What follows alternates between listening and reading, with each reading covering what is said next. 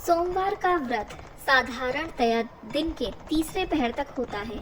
व्रत में फलाहार या पारण का कोई खास नियम नहीं है, किंतु यह आवश्यक है कि दिन रात में केवल एक समय ही भोजन करें। सोमवार के व्रत में शिवजी पार्वती का पूजन करना चाहिए। सोमवार के व्रत 3 प्रकार के हैं: साधारण प्रति सोमवार, सौम्य प्रदोष व्रत और 16 सोमवार व्रत। विधि तीनों की एक जैसी ही है। शिव पूजन के पश्चात कथा सुननी चाहिए। प्रति सोमवार व्रत कथा। एक बहुत धनवान साहूकार था, जिसके घर धन आदि किसी प्रकार की कमी नहीं थी, परंतु उसको एक दुख था कि उसके कोई भी पुत्र नहीं था। वह इसी चिंता में दिन रात रहता था। वह पुत्र की कामना के लिए प्रति सोमवार को शिवजी का व्रत और पूजन किया करता था तथा सायंकाल को शिव मंदिर में जाकर शिवजी के श्री विग्रह के सामने दीपक जलाया करता था। उसके इस भक्तिभाव को देखकर एक समय श्री पार्वती जी ने शिवजी महाराज से कहा कि महाराज, यह साहूकार आपका अनन्य भक्त है और सदैव आपका व्रत और पूजन बड़ी श्रद्धा से करता है। इसकी मनोकामना पूर्ण करनी चाहिए।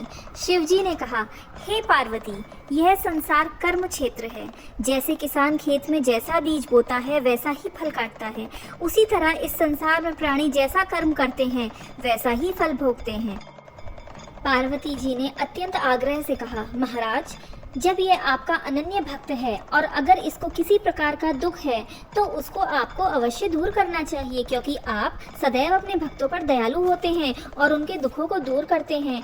यदि आप ऐसा नहीं करेंगे तो मनुष्य आपकी सेवा तथा व्रत क्यों करेंगे?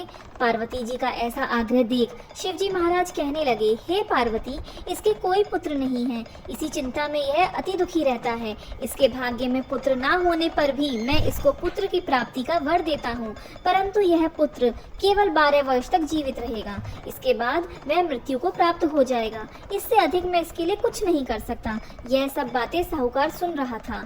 इससे उसको ना कुछ प्रसन्नता हुई ना ही कुछ दुख हुआ। वो पहले जैसा ही शिवजी महाराज का व्रत और पूजन करता रहा। कुछ काल व्यतीत हो जाने पर साहूकार की स्त्री गर्भवती हुई और 10वें महीने उसके गर्भ से अति सुंदर पुत्र की प्राप्ति हुई। साहूकार के घर में बहुत खुशियां मनाई गई, परंतु साहूकार ने उसकी केवल 12 वर्ष की आयु जान कोई अधिक प्रसन्नता प्रकट नहीं की और ना ही किसी को भेद बताया।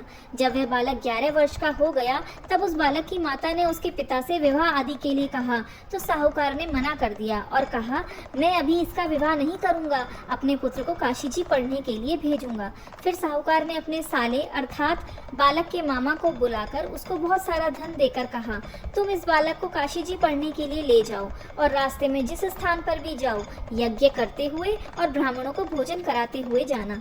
वह दोनों मामा भांजे यज्ञ करते और ब्राह्मणों को भोजन कराते हुए जाते रहते थे। रास्ते में एक शहर पड़ा। उस शहर में राजा की कन्या का विवाह था और दूसरे राजा का लड़का जो विवाह कराने के लिए बारात लेकर आया था वह एक आंख से काना था।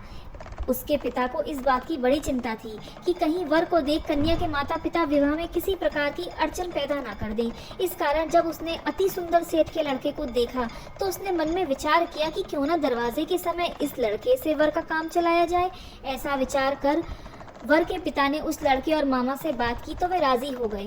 फिर उस लड़के को वर के कपड़े पहना तथा घोड़ी पर चढ़ा दरवाजे पर ले गए और सब कार्य प्रसन्नता से पूर्ण हो गया। फिर वर के पिता ने सोचा कि यदि विवाह कार्य भी इसी लड़के से करा लिया जाए तो इसमें क्या बुराई है। ऐसा विचार कर लड़के और उसके मामा से कहा, यदि आप फेरों और कन्यादान के काम को भी करा दें तो आपकी बड़ी कृपा होगी। मैं इसके बदले में आपको बहुत सारा धन दूंगा। तो उन्होंने स्वीकार कर लिया। विवाह कार्य भी अच्छी तरह संपन्न हो गया, परंतु जिस समय लड़का जाने लगा तो उसने राजकुमारी की चुंदड़ी के पल्ले पर लिख दिया, तेरा विवाह मेरे साथ हुआ है, परंतु जिस राजकुमार के साथ तुमको भेजेंगे वह एक आंख से काना है। मैं काशी जी पढ़ने जा रहा हूँ। लड़के के जाने के पश्चात राजकुमारी ने जब अपनी चुंदड़ी पर ऐसा लिखा हुआ पाया तो उसने राजकुमार के साथ जाने से मना कर दिया और कहा, यह मेरा पति नहीं है, मेरा विवाह इसके साथ नहीं हुआ है, वह तो काशी पढ़ने गया है। राजकुमारी के माता पिता ने अपनी कन्या को विदा नहीं किया और बारात वापस चली गई। उधर सेठ का लड़का और उसका मामा काशी पहुंच गए। वहां जाकर उन्होंने यज्ञ करना और लड़के ने पढ़ना शुरू कर दिया। जब लड़के की आयु 12 वर्ष की हो गई, उस दिन उन्होंने यज्ञ रच रखा था कि लड़के ने अपने मामा से कहा, मामा जी आज मेरी तबीयत कुछ ठीक नहीं है। मामा ने कहा, अंदर जाकर सो जाओ। लड़का अंदर जाकर सो गया और थोड़ी देर में उसके प्राण निकल गए। जब उसके मामा ने आकर देखा कि वह मुर्दा पड़ा हुआ है तो उसे बहुत दुख हुआ, परंतु उसने सोचा कि अगर वो अभी रोना पीटना मचा देगा तो यज्ञ का कार्य अधूरा रह जाएगा। अतः उसने जल्दी से यज्ञ का कार्य समाप्त कर ब्राह्मणों के जाने के बाद रोना पीटना आरंभ कर दिया। संयोगवश उसी समय शिवजी और पार्वती उधर से जा रहे थे। जब उन्होंने जोर जोर से रोने की आवाज़ सुनी तो पार्वती जी कहने लगी, महाराज कोई दुखियारा रो रहा है, इसके कष्ट को दूर कीजिए। जब शिवजी पार्वती जी ने पास जाकर देखा तो वहाँ एक लड़का मुर्दा पड़ा था। पार्वती जी कहने लगी, महाराज यह तो उसी सेठ का लड़का है जो आपके वरदान से हुआ था।